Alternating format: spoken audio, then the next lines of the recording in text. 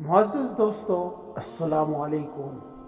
بسم اللہ الرحمن الرحیم۔ ناظرین، بیوی سے ہم بستری سے متعلق یہ ایک ایسا سوال ہے جو سب سے زیادہ پوچھا جاتا ہے، کیونکہ بہت سے لوگ اس بارے میں افراد و تفرید کا شکار ہوتے ہیں۔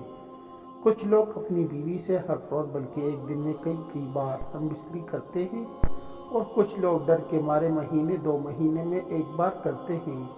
یہ دونوں صورتیں نقصان کی ہے، کیونکہ زیادہ ہم بستری کے بارے میں امام راضی فرماتے ہیں کہ کثرت مباشرت جوانوں کو بوڑھا، موٹوں کو دبلا اور دبلے کو موت کی نیند سلاتا ہے۔ اب اس میں اعتدال کا راستہ کیا ہے، صحیح صورت کیا ہے، یہ جاننے سے پہلے آپ یہ جان لیں کہ ہم بستری میں وقفے کی 2 حیثیت ہے۔ ایک شرعی کہ شریعت اس بارے میں کیا کہتی ہے، دوسری طبی کہ طبی ماہرین اس بارے میں کیا کہتے ہیں۔ تو آج کی اس ویڈیو میں ہم دونوں کے بارے میں بات کریں گے۔ سب سے پہلے شریعت کی بات کرتے ہیں۔ شریعت میں اس کی تعداد متعین نہیں کہ کتنی بار اور کتنی وقفے سے ہم بستری کی جائے۔ اس کا سبب یہ ہے کہ یہ حالات اور اشخاص کے اعتبار سے مختلف ہو سکتی ہیں، کیونکہ ہر مرد و عورت میں شہوت یکساں نہیں ہوتی ہے۔ کسی مرد میں شہوت بہت زیادہ اور کسی مرد میں بہت کم ہوتی ہے، اور یہی حال عورتوں کا ہے کہ کسی عورت میں شہوت زیادہ اور کسی میں بہت کم ہوتی ہے۔ حضرت سیدنا جنید بغدادی رحمۃ اللہ علیہ فرماتے ہیں کہ انسان کو جماع کی ایسی ہی ضرورت ہے جیسے غذا کی، کیونکہ بیوی کی طہارت کا سبب ہے۔ اپنی بیوی سے صحبت کرنا نہ صرف جائز بلکہ باعث ثواب ہے۔ جس طرح جماع کرنا مرد کا حق ہے، اسی طرح عورت کا بھی حق ہے، کیونکہ خواہش جماع عورت میں بھی بدرجہ کم ہوتی ہے، مگر بوجہ فطری شرم و حیا کے اس کا اظہار زبان سے نہیں کرتی۔ قرائن سے عورت کی خواہش کا علم ہونے پر مرد کو ضرور جماع کرنا چاہیے، بشرطیہ یہ کہ قدرت ہو۔ قرائن سے مراد یہ ہے کہ عورت زیب و زینت اختیار کرے، خوشبو لگائے، شوہر کو ترچھی نگاہوں سے دیکھے وغیرہ۔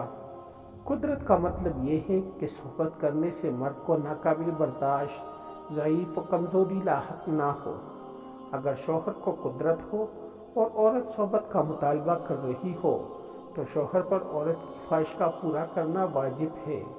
فقہائے کرام کہتے ہیں اگر مرد کو شہوت نہ ہو تو بھی محض شہوت کے نہ ہونے سے جماع کا ترک کر دینا جائز نہیں، بلکہ عورت کی خواہش کا پورا کرنا ضروری ہے۔ اب آتے ہیں اپنے موضوع کی طرف کہ کتنے دنوں بعد حق ادا کرنا چاہیے۔ اس کے متعلق ابن قدامہ حنبلی رحمۃ اللہ تعالی کہتے ہیں جب اس کی بیوی ہو تو اس پر لازم اور ضروری ہے کہ اگر اس کے پاس کوئی عذر نہیں ہو تو وہ 4 راتوں میں ایک رات اس کے پاس بسر کرے۔ ابن تیمیہ رحمۃ اللہ تعالی کہتے ہیں اور بیوی کے حسب خواہش خاوند پر ہم بستری و جماع واجب ہے، جب تک کہ خاوند کا بدن کمزور نہ ہو اور یا پھر اسے ایسا کرنا معیشت سے ہی روک دے۔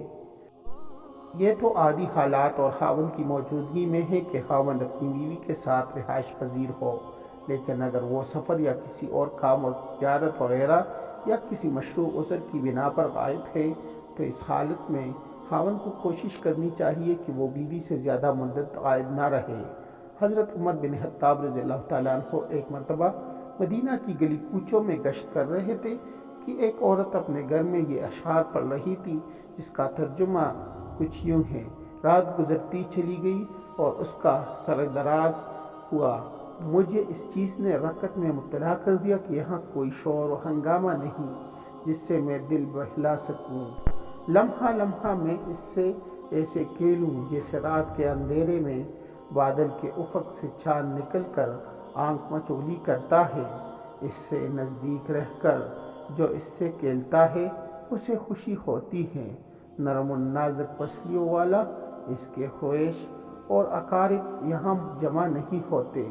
اللہ کی قسم اگر اللہ کا خوف نہ ہوتا اس کے علاوہ کچھ نہیں تو اس چارپائی کے پائے کبھی کے ہل چکے ہوتے، یعنی اگر خدا کا خوف نہ ہوتا تو کب کی بدکاری کر چکی ہوتی، لیکن میں ایک نگرانکار سے ڈرتی ہوں جو ہمارے اوپر مسلط ہے۔ کبھی کسی وقت اس کا قلم سست نہیں پڑتا، نیز پروردگار کا خوف ہے، شرم و حیا صدراہ بنی ہوئی ہے۔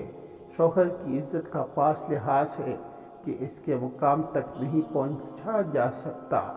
حضرت عمر رضی اللہ تعالیٰ عنہ نے اس کے بارے میں معلومات چاہیے۔